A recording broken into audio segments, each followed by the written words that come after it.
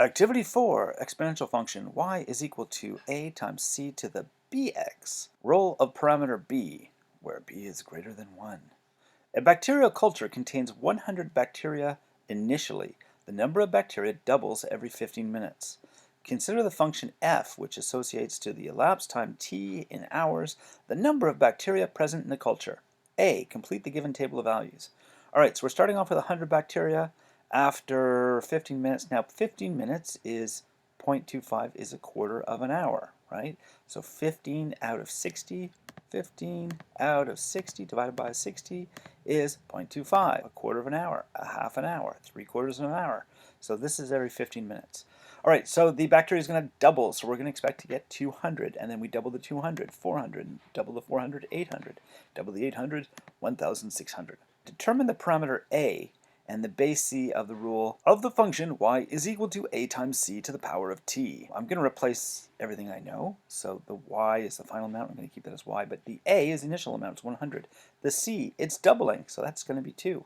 So we're going to have y is equal to ac to the power of t, which is going to be 100 times 2 to the power of t. C, the number of bacteria doubles every 15 minutes. We write the rule obtained in B in the form y is equal to a times 2 to the bx. Our unit is in hours, right? Our units are in hours here. Because we're talking about it's doubling every 15 minutes, our unit of time down here is in hours. So how many doublings happens per unit time? There's 4 doublings per unit time. So it's going to double 4 times per hour. So the B is going to be 4. So if we're looking at y is equal to a times c to the bt, we're going to get y is equal to 500 times the c is 2.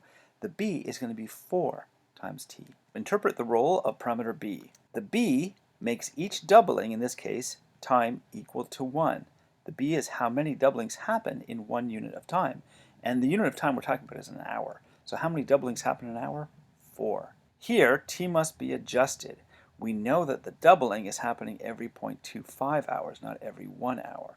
So we multiply our times by 4. Here you'd have to do the same thing. You would have to just multiply whatever your time is by 4. Like, so if it was an hour, we'd have to realize that's 4 15-minute. So the t is going to be 4 in that case, or 4 times t. So whatever our time was, if we knew we were going to be running the experiment for 5 hours, we would have to say, well, that's 15 minutes is going to finish that 20 times, so our time becomes 20. So down here, by breaking it into bt, we can say, all right, our unit of time is in hours, and it happens 4 times per hour, so there are going to be 4 doublings. So b is like, how many doublings do you have per unit time? B is equal to 1 over p. Now p is like the time unit, 1, and p is the doubling period. So it doubles every 15 minutes, every 0.25, so 1 over 0.25, or 1 over 1/4, in this case, would be 4, so b would be 4. In this case, we are doubling. In other cases, we could be tripling or halving or 3/4. So just remember, it's not always, the c is not always 2.